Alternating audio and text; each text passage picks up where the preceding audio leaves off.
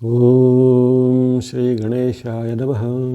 ಓಂ ಶ್ರೀ ಗುರುಭ್ಯೋ ನಮಃ. ನಮಃ ಸೂರ್ಯಾಯ ಚಂದ್ರ ಮಂಗಳ ಬುಧಾಯ ಚ ಗುರು ಶುಕ್ರ ಶನಿಭ್ಯಶ್ಚ ರಾಹವೇ ಕೇತವೇ ನಮಃ. ಜಪ ಕುಸುಮ ಸಂಕಾಶಂ ಕಾಶ್ಯಪೇಯಂ ಮಹಾದ್ಯುತಿಂ ತಮೋರಿಂ ಸರ್ವಪಾಪಘ್ನಂ ಪ್ರಣತೋಸ್ಮಿ ದಿವಾಕರಂ. ಭಾಸ್ಕರಾಯ ವಿದ್ಮಹೇ ದಿವಾಕರಾಯ ಧೀಮಹಿ ತನ್ನೋ ಸೂರ್ಯ ಪ್ರಚೋದಯಾತ್.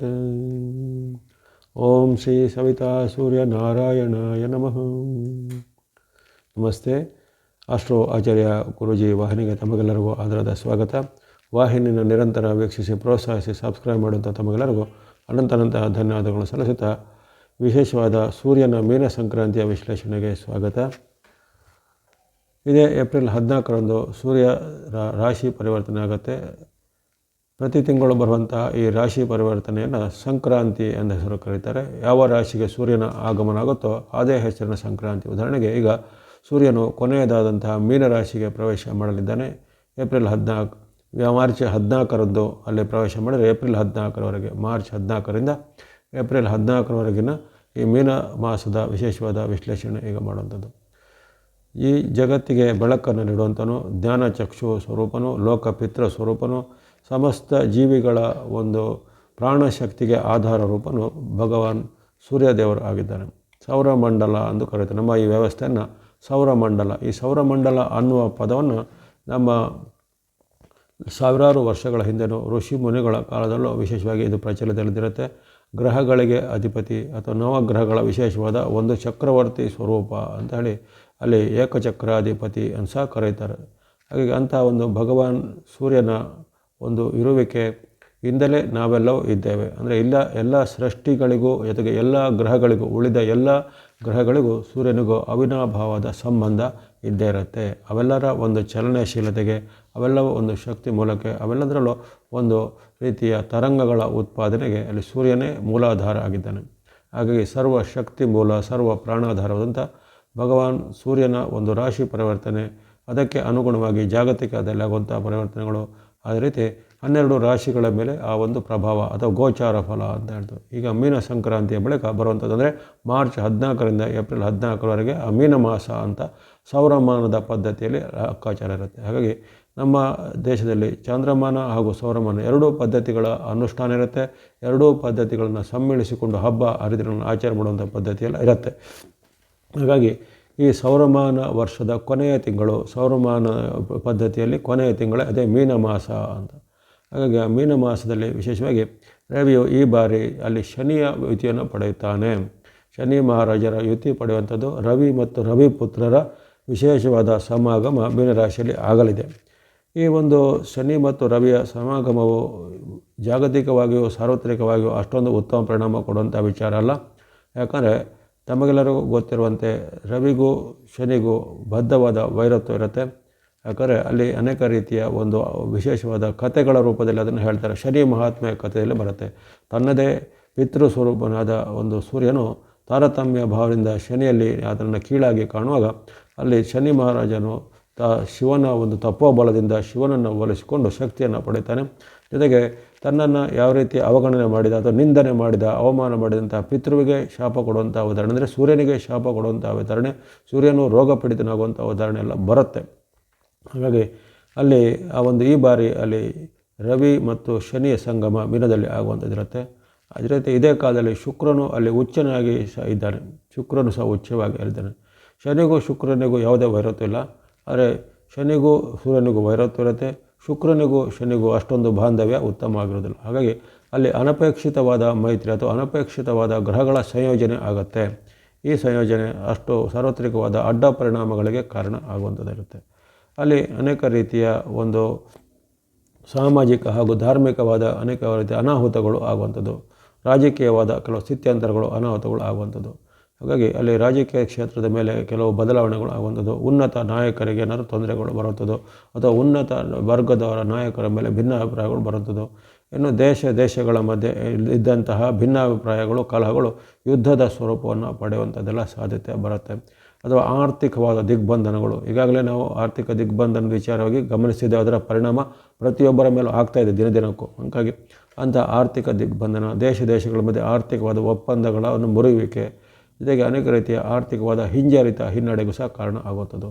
ರಾಜಕೀಯಕ್ಕೂ ಆರ್ಥಿಕತೆಗೂ ಸಹ ಅಡ್ಡ ಪರಿಣಾಮ ಇರುತ್ತೆ. ಇನ್ನು ಸಾಮಾಜಿಕವಾಗಿ ಅನೇಕ ರೀತಿಯ ಒಂದು ಬದಲಾವಣೆಗಳು, ಜೊತೆಗೆ ಭಿನ್ನಾಭಿಪ್ರಾಯಗಳು ಬರುವಂಥದ್ದು. ಸಂಸ್ಥೆಗಳ ಮಧ್ಯೆ, ಕುಟುಂಬಗಳ ಮಧ್ಯೆ ಅಥವಾ ವ್ಯಕ್ತಿಗಳ ಮಧ್ಯೆ ಸಹ ಭಿನ್ನಾಭಿಪ್ರಾಯಗಳು ಈ ಕಾಲದಲ್ಲಿ ಹೆಚ್ಚಳ ಆಗುತ್ತೆ ಮೀನ ಮಾಸದಲ್ಲಿ. ಅದರಲ್ಲಿ ಈ ಬಾರಿ ಇದು ಪ್ರತಿ ಬಾರಿಗೂ ಒಂದೇ ರೀತಿ ಫಲ ಅಂತ ಇರೋದಿಲ್ಲ. ಈ ಬಾರಿಯಲ್ಲಿ ಅಲ್ಲಿ ಶನಿಯ ಯುತಿ, ಶುಕ್ರನ ಯುತಿಗಳು ಅಲ್ಲಿ ರವಿಗೆ ಸಿಗುವಂಥದ್ದು. ಹಾಗಾಗಿ ಒಂದು ದೀರ್ಘಕಾಲದಲ್ಲಿ ಆಗುವಂಥ ಒಂದು ತಿಂಗಳಿನ ಮೀನ ಮಾಸದಲ್ಲಿ ಇಂತಹ ಎಲ್ಲ ಅಡ್ಡ ಪರಿಣಾಮಗಳು ಈ ಬಾರಿ ಆಗುವಂಥದ್ದೆಲ್ಲ ಸಾಧ್ಯತೆ ಬರುತ್ತೆ. ಇನ್ನು ಈ ಕುಟುಂಬಗಳಲ್ಲಿ ಅಂದರೆ ಯಾವುದೇ ರೀತಿಯ ಪತಿ ಪತ್ನಿಯರ ಒಂದು ಭಿನ್ನಾಭಿಪ್ರಾಯ ಇರ್ಬೋದು, ತಂದೆ ಮಕ್ಕಳ ಭಿನ್ನಾಭಿಪ್ರಾಯ ಇದೆಲ್ಲ ಉಲ್ಬಣ ಆಗುವಂಥದ್ದು. ಆಸ್ತಿಗಾಗಿ, ಭೂಮಿಗಾಗಿ, ಅಂತಸ್ತಿಗಾಗಿ ಅಥವಾ ಇನ್ನಿತರ ಯಾವುದೇ ವೈಯಕ್ತಿಕ ವಿಚಾರಗಳಾಗಿ ಭಿನ್ನಾಭಿಪ್ರಾಯಗಳು, ಜೊತೆಗೆ ಇದಕ್ಕೆ ಸಂಬಂಧಿಸಿದ ಕೋರ್ಟು ಕೇಸುಗಳು ಸ್ವಲ್ಪ ಜಾಸ್ತಿ ಆಗುತ್ತೆ. ಇಂತಹ ಕೇಸುಗಳು ಈಗ ನಾವು ಗಮನಿಸ್ತೇವೆ. ಇಂಥ ಒಂದು ಈಗ ಆಧುನಿಕ ಯುಗದಲ್ಲಿ ದಿನದಿನಕ್ಕೂ ಹೊಸ ರೀತಿಯ ಕೇಸುಗಳು ಬರುವಂಥದ್ದು. ಈಗ ಅಂತಹ ಕೇಸುಗಳು ಅಥವಾ ದಾವೆಗಳು ಈಗ ಹೆಚ್ಚಳ ಆಗುತ್ತೆ. ಇನ್ನು ಬೆಲೆಗಳ ಏರಿಕೆ ಆಗುತ್ತೆ. ಹಲವಾರು ವಸ್ತುಗಳ ಬೆಲೆ ಏರಿಕೆ ಆಗುತ್ತೆ. ಅದು ಆಹಾರ ಪದಾರ್ಥ ಇರ್ಬೋದು, ಅಥವಾ ಬೇರೆ ಬೇರೆ ಯಂತ್ರ ಉಪಕರಣ ಇರ್ಬೋದು, ಅಥವಾ ಫ್ಯಾನ್ಸಿ ಬಟ್ಟೆ ಬರೆಗಳಿರ್ಬೋದು, ಎಲ್ಲ ಒಂದು ಬೆಲೆ ಏರಿಕೆ ಸ್ವಲ್ಪ ಈಗ ಜಾಸ್ತಿ ಆಗುವಂಥದ್ದಿರುತ್ತೆ. ಕೆಲವು ವಸ್ತುಗಳ ಅಭಾವನೂ ಕಾರಣ ಆಗ್ಬೋದು. ಕೃಷಿ ಉತ್ಪನ್ನಗಳಿಗೆ ಬೇಡಿಕೆ ಹೆಚ್ಚಾಗಿ ಇಲ್ಲಿ ಪೂರೈಕೆ ಕುಸಿತ ಆದಾಗ ಬೆಲೆ ಹೆಚ್ಚಳ ಆಗುತ್ತೆ. ಅಂತಹ ವಿಚಾರಗಳು ಈಗ ಆಗುವಂಥದ್ದು. ಜೊತೆಗೆ ಅಲ್ಲಿ ಶನಿ ಮಹಾರಾಜರು ವಾಯುತತ್ವ ರಾಶಿ, ಅಲ್ಲಿ ರವಿ ಇರುವಂಥದ್ದು ಒಂದು ಅಗ್ನಿತತ್ವವನ್ನು ಪ್ರಚೋದಿಸುವಂಥ ರಾಶಿ, ಅಲ್ಲಿ ಮೀನರಾಶಿಯು ಜಲತತ್ವವನ್ನು ಹಾಗಾಗಿ ಅಲ್ಲಿ ಗಾಳಿಯಿಂದ, ನೀರಿನಿಂದ, ಜೊತೆಗೆ ಬೆಂಕಿಯಿಂದ ಆಗುವಂಥ ಕೆಲವು ಅನಾಹುತಗಳು ಅಲ್ಲಲ್ಲಿ ಆಗ್ಬೋದು. ಕೆಲವೊಂದು ವಿಚಾರಗಳು ಉದಾಹರಣೆಗೆ ಕೆಲವು ಧಾರ್ಮಿಕ ಕ್ಷೇತ್ರದಲ್ಲೋ, ತೀರ್ಥಕ್ಷೇತ್ರದಲ್ಲೋ, ಅಥವಾ ಕೆಲವೊಂದು ಸಭೆ ಸಮಾರಂಭಗಳು ಇಂಥ ನೀರಿನ ಅಥವಾ ಗಾಳಿಯ ಅಥವಾ ಬೆಂಕಿಯ ಏನಾದರೂ ಅನಾಹುತಗಳು ಆಗುವಂಥದ್ದು. ಜೊತೆಗೆ ಇವುಗಳ ಒಂದು ಅಸಮತೋಲನದಿಂದ ಅಲ್ಲಿ ಅಕಾಲದಲ್ಲಿ ಮಳೆ, ಅಕಾಲದಲ್ಲಿ ಕೆಲವು ಮಾರುತಗಳು, ಚಂಡಮಾರುತಗಳು ಬರುವಂಥದ್ದು, ಅಥವಾ ಅಕಾಲದ ಚಂಡಮಾರುತದಿಂದ ಕೆಲವು ಕಷ್ಟ ನಷ್ಟಗಳು ಆಗುವಂಥದ್ದು ಈ ರೀತಿ ಆಗುತ್ತೆ. ಇನ್ನು ಕೆಲವೊಂದು ಭಾಗದಲ್ಲಿ ಉಷ್ಣತೆ ಅಥವಾ ಬೆಂಕಿಯಿಂದ ಆಗುವಂತಹ ಕೆಲವು ಅನಾಹುತಗಳು ವರದಿ ಆಗ್ಬೋದು. ಹಾಗಾಗಿ ಈ ಒಂದು ಅಸಮತೋಲನ ಮೀನರಾಶಿಯಲ್ಲಿ ಈ ಬಾರಿ ರವಿ, ಶನಿ ಮತ್ತು ಶುಕ್ರರ ಯುತಿ ಬಂದಿದೆ. ಅಲ್ಲಿ ತ್ರಿಗ್ರಹ ಯೋಗನೂ ಬರುತ್ತೆ. ಅದು ಯೋಗವು ಒಂದು ಒಳ್ಳೆಯ ಯೋಗ ಆಗಿ ಪರಿವರ್ತನೆ ಆಗೋದಿಲ್ಲ. ಅದು ಸಾರ್ವತ್ರಿಕವಾಗಿ ಸ್ವಲ್ಪ ಕೆಟ್ಟದ ಪರಿಣಾಮಗಳು ಬೀಳುವಂಥ ಸಾಧ್ಯತೆ ಬರುತ್ತೆ. ಹಾಗಾಗಿ ಮೀನ ಸಂಕ್ರಾಂತಿಯ ಸಾರ್ವತ್ರಿಕ ಫಲ ಅಷ್ಟೇನೂ ಉತ್ತಮವಾಗಿ ಕಂಡು ಬಂದಿಲ್ಲ. ಇನ್ನು ಕೆಲವೊಂದು ವಿಚಾರಗಳಿಗೆ ಕೆಲವೊಂದು ರಾಶಿಗಳಿಗೆ, ಉದಾಹರಣೆಗೆ ಕೆಲವೊಂದು ರಾಶಿಗಳಿಗೆ ಲಾಭದಾಯಕವಾಗಿ ಪರಿಣಾಮ ಸಹ ಆಗಲ್ಲ ಅನ್ನೋತೇನಿಲ್ಲ.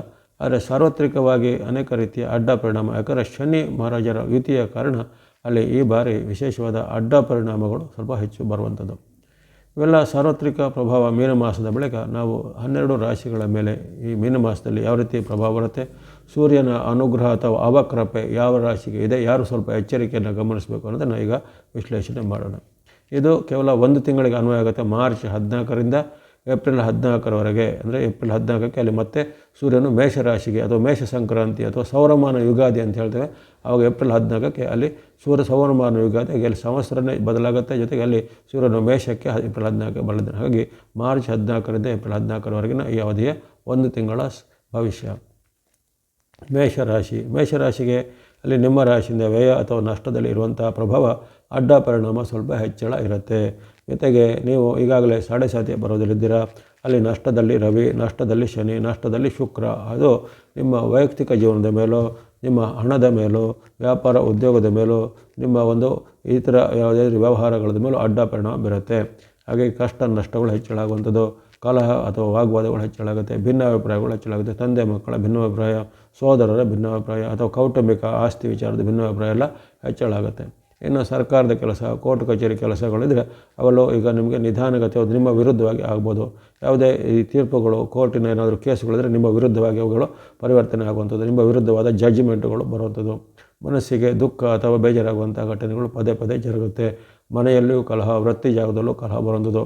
ಆರೋಗ್ಯದಲ್ಲಿ ಸಹ ಹಾಗೆ ಸಣ್ಣ ಪುಟ್ಟ ಏರುಪೇರುಗಳು ಬರುವಂಥದ್ದು. ಈಗಾಗಲೇ ಇದ್ದಂಥ ಅನಾರೋಗ್ಯ ಸಮಸ್ಯೆ ಅದು ಗಂಭೀರವಾಗಿ ಪರಿಣಾಮ ಆಗುವಂಥದ್ದು. ಅನೇಕ ರೀತಿಯ ದುಃಖದ ವಾರ್ತೆಗಳನ್ನು ನೀವು ಕೇಳುವಂತಹ ಸಾಧ್ಯತೆ, ಎಲ್ಲ ಕೆಲಸ ಕಾರ್ಯಗಳಿಗೆ ಅಲೆದಾಡುವಂಥ ಪ್ರಮೇಯ ಇವೆಲ್ಲ ಬರುತ್ತೆ. ಹಾಗಾಗಿ ಅಲ್ಲಿ ಈ ಏಕಕಾಲದಲ್ಲಿ ನಿಮಗೆ ನಷ್ಟದಲ್ಲಿ ರವಿ, ಶನಿ ಮತ್ತು ಶುಕ್ರರಿರುವ ಕಾರಣ ಅನೇಕ ರೀತಿಯ ಮನಧನದ ಮೇಲೆ ಅಡ್ಡ ಪರಿಣಾಮ ನಿಮ್ಮ ಮೇಲೆ ಆಗುವಂಥದ್ದಿರುತ್ತೆ. ಸೂರ್ಯನ ಅಡ್ಡ ಪರಿಣಾಮ ನಿಮಗೆ ವೈಯಕ್ತಿಕ ವರ್ಚಸ್ಸಿಗೆ ಸಹ ಧಕ್ಕೆಯನ್ನು ತರ್ಬೋದು.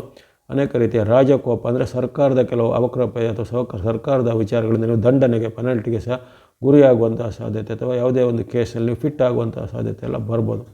ಹಾಗೆ ಆ ಬಗ್ಗೆ ಖಂಡಿತ ನೀವು ತನು ಮನ ಧನ ನಡವಳಿಕೆ ಮಾತು ಆರೋಗ್ಯ ಎಲ್ಲದರ ಬಗ್ಗೆ ಖಂಡಿತ ಎಚ್ಚರಿಕೆ ಇಟ್ಕೋಬೇಕಾಗುತ್ತೆ ಈ ಮೀನ ಮಾಸದಲ್ಲಿ. ಹಾಗಾಗಿ ಈ ಕೊನೆಗೆ ಹೇಳತಕ್ಕಂಥ ಸೂರ್ಯನಿಗೆ ಅಥವಾ ದೇವತೆಗಳಿಗೆ ಸಂಬಂಧಪಟ್ಟ ಶ್ಲೋಕ ಪ್ರಾರ್ಥನೆ ಪರಿಹಾರಗಳನ್ನು ಅನುಸರಿಸಬೇಕಾಗುತ್ತೆ ಈ ಮೇಷ ರಾಶಿಯವರು. ಇನ್ನು ವೃಷಭ ರಾಶಿಗೆ ಅದ್ಭುತವಾದ ಪರಿಣಾಮ, ಉತ್ತಮ ಪರಿಣಾಮ ಆಗಲಿದೆ. ಅಲ್ಲಿ ಲಾಭ ಸ್ಥಾನದಲ್ಲಿ ತ್ರಿಗ್ರಹಗಳು, ಆಗಲೇ ಶನಿ ಮಹಾರಾಜರು ಇದ್ದರೂ ಸಹ ನಿಮಗೆ ಅವರು ಲಾಭದಲ್ಲಿದ್ದಾರೆ.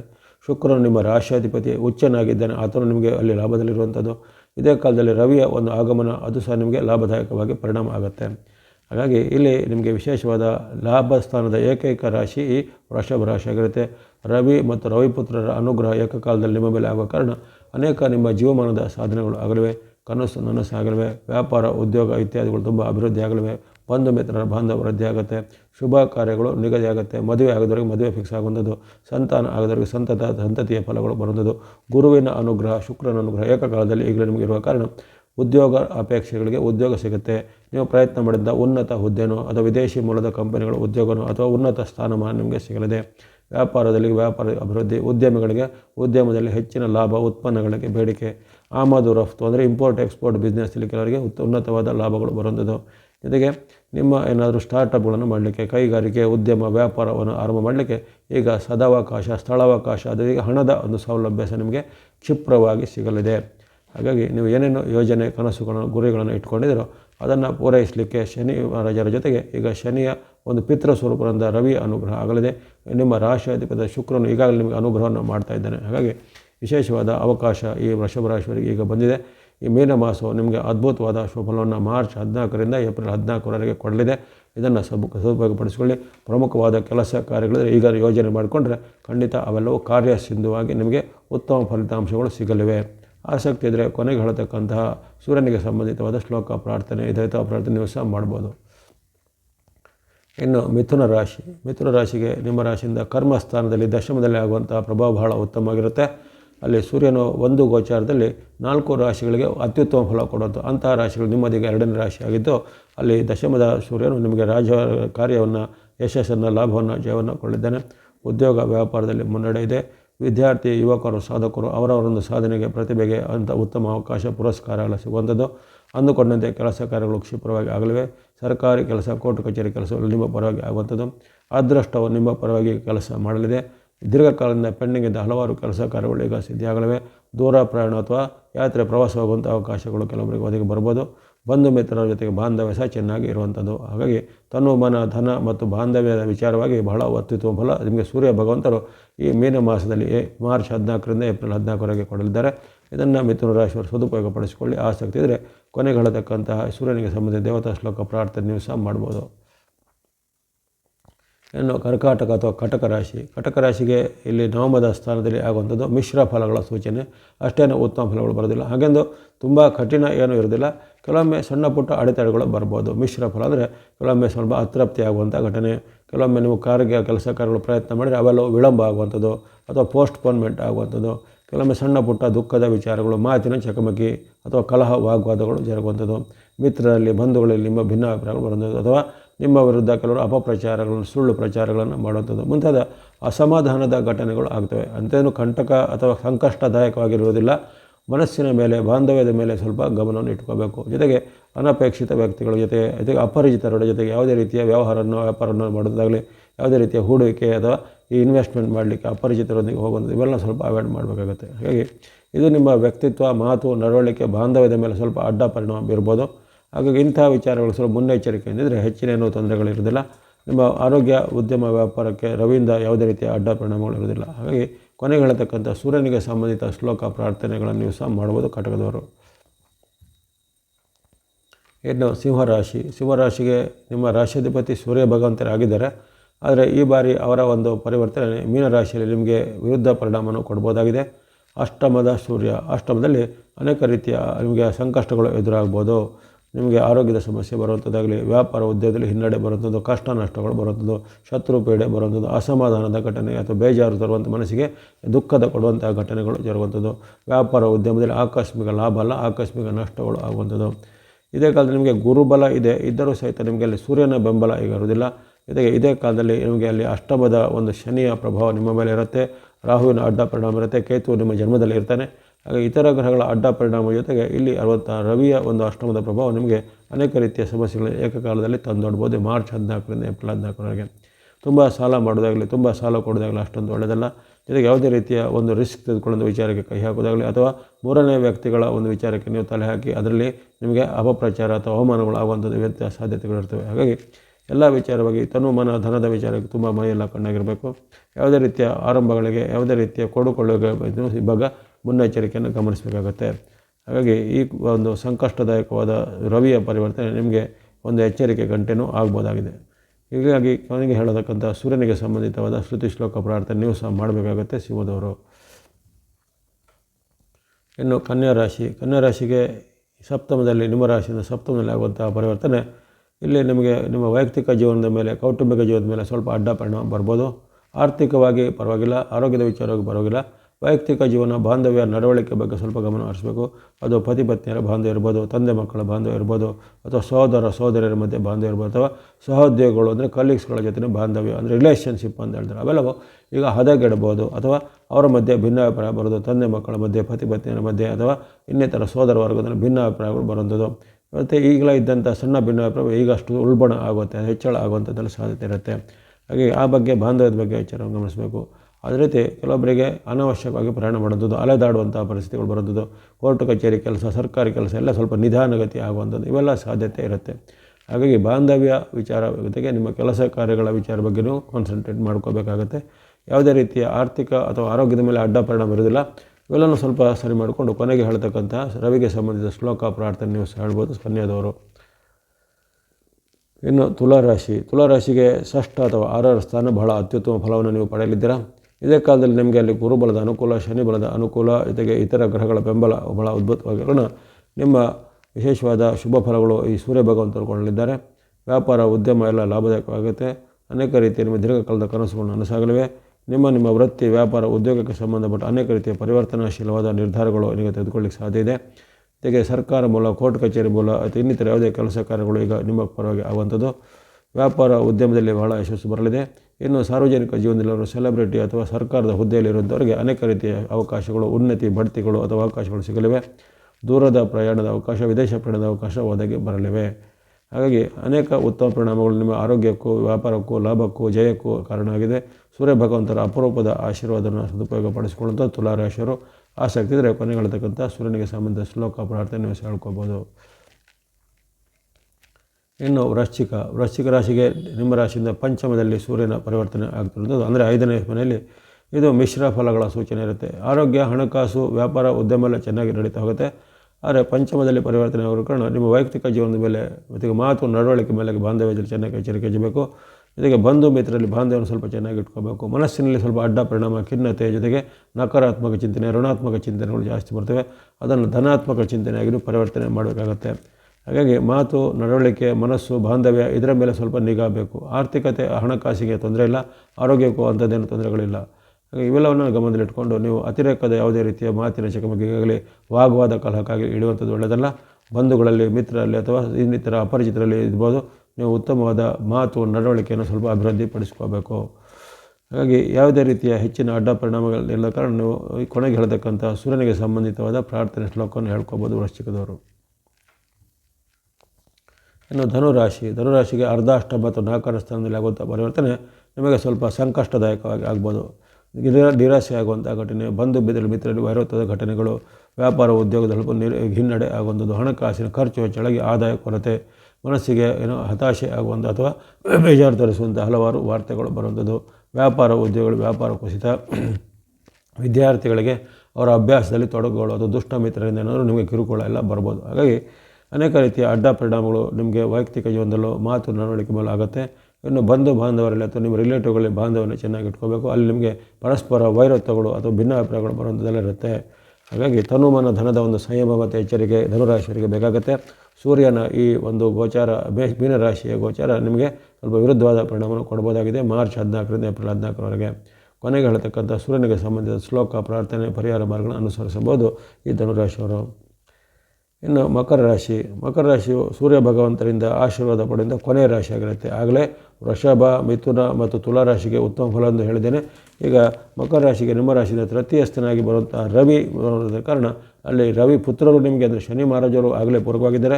ಇಲ್ಲಿ ತೃತೀಯದಲ್ಲಿ ಆಗಿರುವಂಥ ರವಿಯು ನಿಮಗೆ ಪೂರಕವಾಗಿ ಉತ್ತಮ ಫಲಿತಾಂಶ ಕೊಡಲಿದ್ದಾನೆ. ಅಲ್ಲಿರ್ತಕ್ಕಂಥ ಶುಕ್ರನು ನಿಮಗೆ ಅದ್ಭುತವಾದ ಉತ್ತಮ ಫಲವನ್ನು ಕೊಡಲಿದ್ದಾನೆ. ಹಾಗಾಗಿ ಈ ತ್ರಿಗ್ರಹ ಯೋಗದಲ್ಲಿ ಅಲ್ಲಿ 3 ಗ್ರಹಗಳು ನಿಮ್ಮ ಪರವಾಗಿ ಇರುವಂಥದ್ದು. ಜೊತೆಗೆ ಸೂರ್ಯ ಭಗವಂತರು ವಿಶೇಷವಾಗಿ ಆಶೀರ್ವಾದ ಮಾಡೋ ಕಾರಣ ಮಕರ ರಾಶಿಯವರಿಗೆ ಅದ್ಭುತವಾದ ಆರೋಗ್ಯ ಸುಧಾರಣೆ, ಮನಸ್ಸಿಗೆ ನೆಮ್ಮದಿ, ವ್ಯಾಪಾರ ಉದ್ಯಮದಲ್ಲಿ ಪ್ರಗತಿ, ಯಾವುದೇ ರೀತಿಯ ಹಣವನ್ನು ಹೂಡಿಕೆ ಮಾಡೋದ್ರಲ್ಲಿ ತಕ್ಷಣವಾದ ಕ್ಷಿಪ್ರವಾದ ಪ್ರತಿಫಲಗಳು ಬರುವಂಥದ್ದು. ಉದ್ಯೋಗಿಗಳಿಗೆ ಉದ್ಯೋಗ ಅವಕಾಶ, ವ್ಯಾಪಾರಿಗಳಿಗೆ ವ್ಯಾಪಾರದಲ್ಲಿ ಉನ್ನತಿ, ಜೊತೆಗೆ ಇನ್ನಿತರ ಯಾವುದೇ ರೀತಿಯ ಕೃಷಿ ಚಟುವಟಿಕೆ, ಪಶುಪಾಲನೆ ಮುಂತಾದ ಮಾಡೋರಿಗೆ ಸಹ ಅನೇಕ ರೀತಿಯ ಲಾಭ ಆದಾಯಗಳು ಸಿಗಲಿವೆ. ಯುವಕರಿಗೆ, ವಿದ್ಯಾರ್ಥಿಗಳಿಗೆ, ಸಾಧಕರಿಗೆ ಅವರ ವಿದ್ಯೆಯಲ್ಲಿ ಪ್ರಗತಿ, ಉನ್ನತ ಶಿಕ್ಷಣದ ಅವಕಾಶ, ವಿದೇಶ ಶಿಕ್ಷಣದ ಅವಕಾಶ ಎಲ್ಲ ಕೆಲವರಿಗೆ ಒದಗಿ ಬರಲಿವೆ. ಇನ್ನು ಕೆಲವರಿಗೆ ಮನೆ, ಭೂಮಿ, ಯಂತ್ರ, ವಾಹನ ಕೊಡುವಂಥ ಯೋಗ ಸಹ ಈ ಒಂದು ಅವಧಿಯಲ್ಲಿ ಅಂದರೆ ಮೀನ ಮಾಸದಲ್ಲಿ ಒದಗಿ ಬರ್ಬೋದಾಗಿದೆ.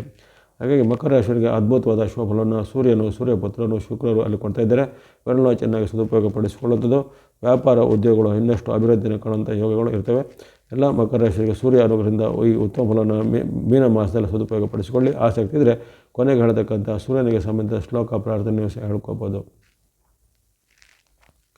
ಇನ್ನು ಕುಂಭರಾಶಿಗೆ 2ನೇ ಅಥವಾ ಧನಸ್ಥಾನದಲ್ಲಿ ಆಗುವಂಥ ಸೂರ್ಯನ ಪರಿವರ್ತನೆ, ನಿಮ್ಮ ರಾಶಿಯಿಂದ ಧನಸ್ಥಾನದಲ್ಲಿರುವಂಥ ಸೂರ್ಯನ ಈ ಪರಿವರ್ತನೆಯು ನಿಮಗೆ ಸಮ್ಮಿಶ್ರ ಫಲವನ್ನು ಹೇಳ್ತಾ ಇದೆ. ಅಂದರೆ ತುಂಬ ಒಳ್ಳೆಯದಿಲ್ಲ, ತುಂಬ ಕೆಟ್ಟದಿಲ್ಲ.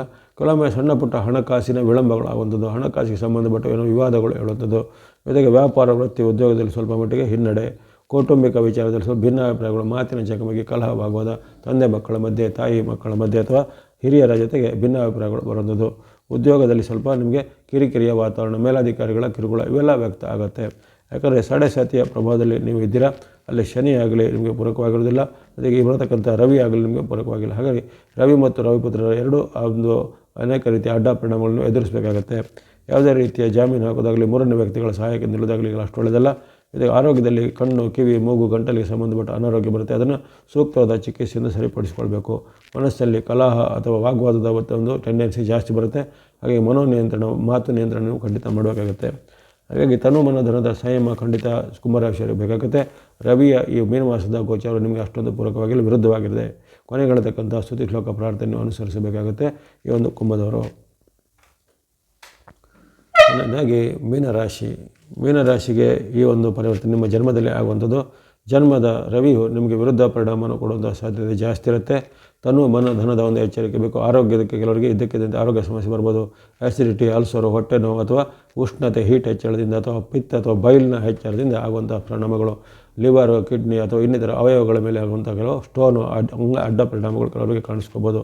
ಜೊತೆಗೆ ಯಾವುದೇ ಕೆಲಸ ಕಾರ್ಯ ಮಾಡಿದರೆ ಅಲ್ಲಿ ವಿಘ್ನ, ಅಡೆತಡೆ ಬರುವಂಥದ್ದು ಅಥವಾ ನಿಮಗೆ ಸುಸ್ತು, ಯಾವುದೇ ಕಾರಣ ಇಲ್ಲದೆ ಸುಸ್ತು ಆಗುವಂಥದ್ದು, ವ್ಯಾಪಾರ ಉದ್ಯೋಗದಲ್ಲಿ ನಿರಾಸಕ್ತಿ ಬರುವಂಥದ್ದು, ಹಣಕಾಸಿನ ಖರ್ಚು ಹೆಚ್ಚಳಾಗಿ ಆದಾಯ ಕೊರತೆ ಆಗುವಂಥ ಪದೇ ನಷ್ಟಗಳು ಬರುವಂಥದ್ದು, ಉದ್ಯೋಗದಲ್ಲಿ ಏನಾದರೂ ಕಿರಿಕಿರಿ ತೊಂದರೆಗಳು ಅಥವಾ ಉದ್ಯೋಗದಲ್ಲಿ ದಿಢೀರಾಗಿ ನಿಮಗೆ ಟ್ರಾನ್ಸ್ಫರ್ಗಳು ಬರುವಂಥದ್ದು, ಈ ರೀತಿ ಅನಪೇಕ್ಷಿತವಾದ ಮತ್ತು ಅನಿರೀಕ್ಷಿತವಾದ ಅಡ್ಡ ಪರಿಣಾಮಗಳು ನಿಮ್ಮ ಮೇಲೆ ಆಗ್ಬೋದು.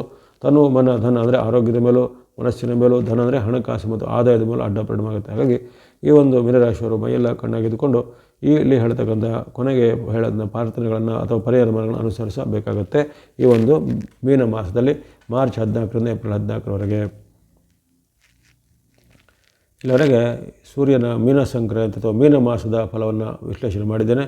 ಈ ಒಂದು ತಿಂಗಳ ಅವಧಿ ಮಾರ್ಚ್ 14ರಿಂದ ಏಪ್ರಿಲ್ 14ರ ಅವಧಿಯಲ್ಲಿ ಸಾರ್ವತ್ರಿಕವಾಗಿ ಅನೇಕ ಮಿಶ್ರ ಫಲಗಳು ಅಥವಾ ಗೊಂದಲದ ಒಂದು ಫಲಗಳು ಈ ಬಾರಿ ಒಂದು ನಿರ್ಮಾಣ ಆಗಿವೆ. ಅತ್ಯಪೂರ್ವವಾಗಿ ರವಿ ಮತ್ತು ರವಿಪುತ್ರರ ಸಂಗಮ ಅಲ್ಲಿ ಆಗುತ್ತೆ. ಆದರೆ ಆ ಸಂಗಮವು ಸಾರ್ವಜನಿಕವಾಗಿ ಅನೇಕ ಅಡ್ಡ ಪರಿಣಾಮಗಳ ಸಾಕ್ಷಿ ಆಗ್ಬೋದು. ಇನ್ನು 12 ರಾಶಿಗಳಲ್ಲಿ 4 ರಾಶಿಗಳಿಗೆ ಉತ್ತಮ ಫಲ, 4 ರಾಶಿಗಳಿಗೆ ಮಧ್ಯಮ ಫಲ, ಇನ್ನುಳಿದ 4 ರಾಶಿಗಳ ಸಂಕಷ್ಟ ಫಲಗಳು ವ್ಯಕ್ತವಾಗಿವೆ. ಈ ಸಂಕಷ್ಟ ಮತ್ತು ಮಧ್ಯಮ ಫಲವಂತವರು ಅತಿಯನ್ನು ಚಿಂತನೆಯಾಗಬೇಕಲ್ಲ. ಅದಕ್ಕೆ ಸೂಕ್ತವಾದ ಒಂದು ಭಕ್ತಿ ಮಾರ್ಗ, ಧರ್ಮ ಮಾರ್ಗ, ಪರಿಹಾರ ಮಾರ್ಗ ಇದ್ದೇ ಇರುತ್ತೆ. ವಿಶೇಷವಾಗಿ ಶಿವ ಮತ್ತು ನಾರಾಯಣ ಅಥವಾ ಶಂಕರ ಮತ್ತು ನಾರಾಯಣನ ಭಕ್ತಿ ಮಾಡುವಂಥದ್ದು. ಶಿವ ಅಥವಾ ವಿಷ್ಣುವಿನ ಸ್ವರೂಪದಲ್ಲಿ ನಾವು ಯಾವುದೇ ರೀತಿಯ ಅಷ್ಟೋತ್ತರ ಶತನಾಮ, ದೇವತಾ ಸ್ತೋತ್ರ ಅಥವಾ ಲಿಂಗಾಷ್ಟಕ, ಬಿಲ್ವಾಷ್ಟಕ, ರುದ್ರಾಷ್ಟಕ, ವಿಷ್ಣು ಸಹಸ್ರನಾಮನ, ವಿಷ್ಣುವಿನ ಅಷ್ಟೋತ್ತರ ಶತನಾಮ, ಈ ರೀತಿ ಶಿವ ಮತ್ತು ಆ ಒಂದು ವಿಷ್ಣುವಿನ ಯಾವುದೇ ರೂಪದಲ್ಲಿ ನಾವು ಭಕ್ತಿ ಮಾಡುವಂಥದ್ದು ಸೂರ್ಯನ ಒಂದು ಶಕ್ತಿಗೆ ವಿಶೇಷವಾದ ಸಾಧಕ ಆಗಿರುತ್ತೆ. ಯಾಕಂದರೆ ಆ ಸರ್ವ ಶಕ್ತಿ ಮೂಲದ ಪರಮಾತ್ಮನ ಅಂಶವು ಶಿವ ಮತ್ತು ವಿಷ್ಣುವಿನ ರೂಪದಲ್ಲಿ ನಾವು ವ್ಯಕ್ತ ಮಾಡುವಂಥದ್ದು. ಓಂ ನಮಃ ಶಿವಾಯ, ಓಂ ನಮೋ ನಾರಾಯಣಾಯ, ಓಂ ನಮೋ ಭಗವತೆ ವಾಸುದೇವಾಯ, ನಮಃ ಶಿವಾಯ ಮುಂತಾದ ಮೂಲ ಮಂತ್ರಗಳನ್ನು ಅಥವಾ ಇಂತಹ ದೇವರ 108 ನಾಮ ಅಷ್ಟೋತ್ತರ ಶತನಾಮಗಳನ್ನು ಪಠನೆ ಮಾಡುವಂಥದ್ದು. ಇಂತಹ ದೇವಾಲಯಗಳನ್ನು ಶಿವಾಲಯ ಅಥವಾ ವಿಷ್ಣುವಿನ ಆಲಯಗಳು, ರಂಗನಾಥ, ರಾಮ ಶ್ರೀ ವೆಂಕಟೇಶ್ವರ ಅಥವಾ ಶ್ರೀನಿವಾಸ, ರಾಮ, ಕೃಷ್ಣ ಯಾವುದೇ ರೂಪದಲ್ಲಿ ವಿಷ್ಣು ಅಂತ ಹೇಳ್ತೇವೆ. ಹಾಗಾಗಿ ಅಂಥ ಯಾವುದೇ ದೇವಾಲಯಗಳನ್ನು ನೀವು ಭಾನುವಾರದೊಂದು ಸಂದರ್ಶನ ಮಾಡುವಂಥದ್ದು. ಭಾನುವಾರದೊಂದು ಇಂಥ ಒಂದು ದೇವಾಲಯಗಳಲ್ಲಿ ನೀವು ಸೂರ್ಯನಿಗೆ ಸ್ತೋತ್ರ ಅಥವಾ ನವಗ್ರಹಗಳ ಸ್ತೋತ್ರ ಇತ್ಯಾದಿಗಳನ್ನು ಪಠನೆ ಮಾಡೋ ಸಹ ಈ ರವಿಯ ದೋಷ ನಿವಾರಣೆಗೆ ಸೂಕ್ತವಾಗಿರುತ್ತೆ. ಅದೇ ರೀತಿ ಪ್ರತ್ಯಕ್ಷ ದೇವರು ಸೂರ್ಯ ಭಗವಂತರು. ಹಾಗಾಗಿ ಪ್ರತ್ಯಕ್ಷ ಕಾಣುವಂಥ ಸೂರ್ಯ ಭಗವಂತನನ್ನು ಕುರಿತು ನಾವು ಜಪ ತಪ ಅನುಷ್ಠಾನಗಳನ್ನು ಮಾಡ್ಬೋದು. ಸೂರ್ಯನ ಮೂಲ ಮಂತ್ರಗಳನ್ನು ಪಠನೆ ಮಾಡ್ಬೋದು. ಅಷ್ಟೋತ್ತರ ಶತನಾಮವನ್ನು ಪಠನೆ ಮಾಡ್ಬೋದು. ಅಥವಾ ಗುರುಮುಖೇನವಾಗಿ ಕಲಿತಂತಹ ಸೂರ್ಯ ನಮಸ್ಕಾರವನ್ನು ಅಭ್ಯಾಸ ಮಾಡಿಕೊಂಡು ಸೂರ್ಯ ನಮಸ್ಕಾರವನ್ನು ಮಂತ್ರಪೂರ್ವಕವಾಗಿ ಹಾಕುವಂಥದ್ದು ಮುಂತಾದೆಲ್ಲ ನಿಮಗೆ ರವಿಯ ದೋಷ ನಿವಾರಣೆಗೆ, ಜೊತೆಗೆ ರವಿಯಿಂದ ವಿಶೇಷವಾದ ಅನುಗ್ರಹ ಪಡೆಯಲಿಕ್ಕಾಗಿ ವಿಶೇಷ ಸಹಾಯ ಆಗುತ್ತೆ. ಪ್ರಾತಃ ಕಾಲ ಅಥವಾ ಬ್ರಾಹ್ಮಿ ಮುಹೂರ್ತದಲ್ಲಿ ಎದ್ದುಕೊಂಡು ವಿಶೇಷವಾದ ಅಭ್ಯಾಸ, ಸೂರ್ಯನಿಗೆ ಅರ್ಘ್ಯ ಪ್ರದಾನ ಮಾಡುವಂಥ ಪದ್ಧತಿಯೆಲ್ಲ ಇರುತ್ತೆ. ಹಾಗಾಗಿ ಇದನ್ನು ಗುರುಮುಖೇನ ಕಲಿತವರು ಸೂರ್ಯನಿಗೆ ಅರ್ಘ್ಯ ಪ್ರದಾನ ಮಾಡುವಂಥದ್ದು, ಸೂರ್ಯನಿಗೆ ಸಂಬಂಧಪಟ್ಟ ವೇದದ ಸೂಕ್ತಗಳನ್ನು ಶ್ಲೋಕಗಳನ್ನು ಹೇಳಿಕೊಳ್ಳುವಂಥದ್ದು, ಸೂರ್ಯನ ಅಷ್ಟೋತ್ತರ ಶತನಾಮ ಆದಿತ್ಯರ ಸ್ತೋತ್ರ ಅಂತ ಬರುತ್ತೆ. ಇದು ಪುರಾಣ ಪ್ರಸಿದ್ಧವಾಗಿರುತ್ತೆ. ಭಗವಾನ್ ಶ್ರೀರಾಮಚಂದ್ರನೇ ಇದನ್ನು ಪಠನೆ ಮಾಡಿರುವಂಥದ್ದು ಉದಾಹರಣೆಗಳು ಬರ್ತವೆ. ಹಾಗಾಗಿ ಅಂತಹ ಆದಿತ್ಯರ ಸ್ತೋತ್ರವನ್ನು ಪಠನೆ ಮಾಡುವಂಥದ್ದು ಇವೆಲ್ಲವೂ ಮಾಡೋದ್ರಿಂದ ಈ ಸೂರ್ಯನಿಗೆ ಸಂಬಂಧಿತವಾದ ದೋಷಗಳು ನಿವಾರಣೆ ಆಗುತ್ತವೆ. ಭಾನುವಾರದೊಂದು ದಾನ ಧರ್ಮದ ಆಸಕ್ತಿಗಳು ಗೋಧಿ ಹಿಟ್ಟು, ಗೋಧಿಯ ಉತ್ಪನ್ನಗಳು ಅಥವಾ ಗೋಧಿ ಹಿಟ್ಟಿನಿಂದ ಯಾವುದೇ ಆಹಾರ ಪದಾರ್ಥಗಳನ್ನು ಅಲ್ಲಿ ದಾನವಾಗಿ ಕೊಡೋದು. ಯಾಕಂದರೆ ಸೂರ್ಯನ ದಾನ ಗೋಧಿ ಆಗಿರುತ್ತೆ.